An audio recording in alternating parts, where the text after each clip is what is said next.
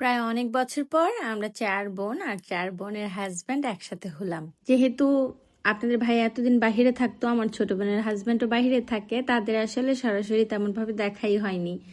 তাই আজকে আমরা সবাই চলে যাচ্ছিলাম আমার বড় বোনের বাসায়। সেখানেই আজকে আমাদের ইনভাইটেশন ছিল, আমাদের জন্য অনেক আয়োজন করেছেন আপু।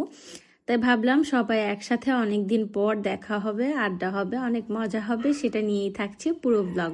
অবশ্যই পুরো ভিডিওটা কন্টিনিউ করবেন, ভালো লাগলে শেয়ার করে দিবেন। Hello everyone, this is me Shimla and welcome করছি আমার আরও একটি নতুন ডেইলি ব্লগ দেখার জন্য। আশা করছি আপনারা সবাই অনেক ভালো আছেন। আলহামদুলিল্লাহ আমরা অনেক ভালো আছি।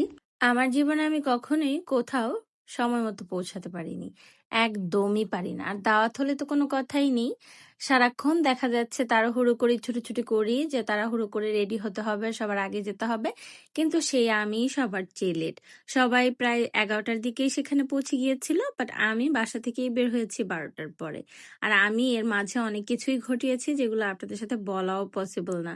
যাই হোক, বের হয়েছি 12টার দিকে। তখন আকাশটা এক সাইডে পরিষ্কার ছিল, এক সাইডে একদমই মেঘলা ছিল। তারপর চলে গেলাম ভেলানগরের বিখ্যাত সোমা মিষ্টান্ন ভান্ডার, যেখানে হচ্ছে গিরিশের দোকান বলে সবাই। সেখানকার মিষ্টি দই খুবই ফেমাস। আমাদের ফ্যামিলি সবাই এই দোকান ছাড়া কোথাকার মিষ্টি দই পছন্দ করে না।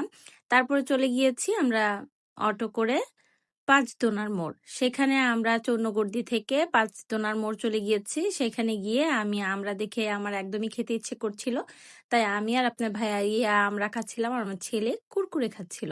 আর দেখেন, অতিরিক্ত বাতাসের ফলে আমার হিজাবটাই খুলে যাচ্ছিল। তারপরে চলে আসলাম এখানে ডাঙ্গা বাজার। পাঁচদোনার মোড় থেকে সিএনজি করে ডাঙ্গা বাজার চলে আসলাম, আমার মোস্ট ফেভারিট একটা রাস্তা দিয়ে। আসলে খুবই ভালো লাগে, যেহেতু ভেঙে ভেঙে যাচ্ছিলাম, তাই আর ফোন বারবার বের করে ভিডিও করা পসিবল হচ্ছিল না। আর এটা হচ্ছে আমাদের শীতলক্ষ্যা নদী। আমরা কিন্তু প্রায় আমাদের এলাকায় চলেই এসেছি, যেহেতু ছোট থেকে কাঞ্চন বড় হয়েছি। আপনাদের ভাইও ছোট থেকে কাঞ্চনই বড় হয়েছে।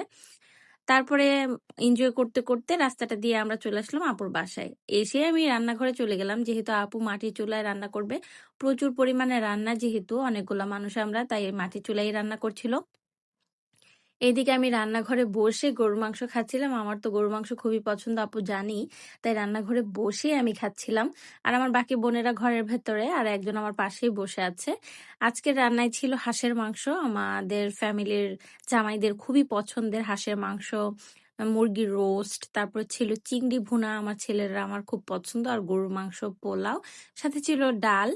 আর এই খাবারগুলো এত টেস্টি হয়েছিল যা বলার বাহিরে। এদিকে সবাই খাচ্ছিল, আমি ভিডিও করছিলাম। তারা তো একটু আনকমফোর্টেবল ফিল করে, যেহেতু এগুলা দেখে তারা অভ্যস্ত না। আপনাদের ভাইয়া হাসছিল আর খুব মজা করে এনজয় করে তারা খেয়েছে। আর আমি ভাবছিলাম আপনাদের সাথে একটু ভিডিও শুট করব খাবারের, বাট বাচ্চাদের খাইয়ে না খাবারের রুচিই থাকে না। বাচ্চার মায়েরা জিনিসটার সাথে রিলেট করতে পারবেন। বাচ্চাদেরকে ভাত মেখে খাওয়ানোর পরে আর খেতে ইচ্ছা করে না। আর আমি চিংড়ি মাছ আর গরুর মাংস হলে তো মুরগি বা আরো কিছু এনে দিলেও সেটা ধরবো না। খুব মজা করে খেলাম। তারপরে মিষ্টি, দই, চা, স্ন্যাক্স কত কিছুই খেলাম। বোনেরা বোনেরা এত আড্ডা দিচ্ছিলাম, ভিডিও করতে খেয়ালই ছিল না। আর এদিকে আমার আম্মু ফোনে ছিল, ভিডিও কলে আমাকে দেখাচ্ছিল। আমার ছোট বোন বলছিল আমি আসিনি, মজা করছিল। এদিকে আবার 5টার দিকে আমরা বাসা থেকে বেরো হয়ে যাচ্ছি, যেহেতু যে রাস্তাটা দিয়ে আমি বাসায় আসবো সেটা খুবই রিস্কি রাতের জন্য। আর আমার ছোট বোন প্রেগনেন্ট, আর আরেক ছোট বোনের হাজবেন্ড আবার এখান থেকে গিয়ে নারায়ণগঞ্জ যাবে তার বোনের বাসায়। তাই খুবই সবার রাশ ছিল। বাট আজকের দিনটা আলহামদুলিল্লাহ খুবই খুবই ভালো কেটেছে। আমরা বোনেরা বোনেরা অনেক গল্প করেছি, আনন্দ করেছি, এনজয় করেছি। যেহেতু এটা বর্ষাকাল, তা না হলে আপুর বাসার চারিদিকটা এত সুন্দর থাকে, আপনাদেরকে ঘুরিয়ে অবশ্যই দেখাতাম। তারা বাহিরে অনেক সবজি, অনেক ফল গাছ লাগায়, সেগুলো ঘুরিয়ে ঘুরিয়ে দেখাতে পারতাম। যেহেতু এটা বর্ষাকাল, পানি জমে যায়। তারপর সেখান থেকে আমরা চলে আসলাম আবারও পাঁচদোনার মোড়। রাস্তাটাতে এত রোদ ছিল, পাঁচদোনার মোড় আসার পরে একদম আকাশটা নেমে আসছিল, এত পরিমাণে বৃষ্টি। আমার ছেলে আখের রস খেতে অনেক পছন্দ করে, বাট আমি তাকে বাহিরের আনহাইজেনিক পরিবেশ থেকে খাওয়াতে চাই না। এই তো রুমে চলে এসে মাথায় বাড়ি, যা অগোছালো করে গিয়েছিলাম এগুলো এখন সব গোছাতে হবে। আজকের ভিডিওটা কেমন লাগলো অবশ্যই কমেন্ট করে জানাবেন।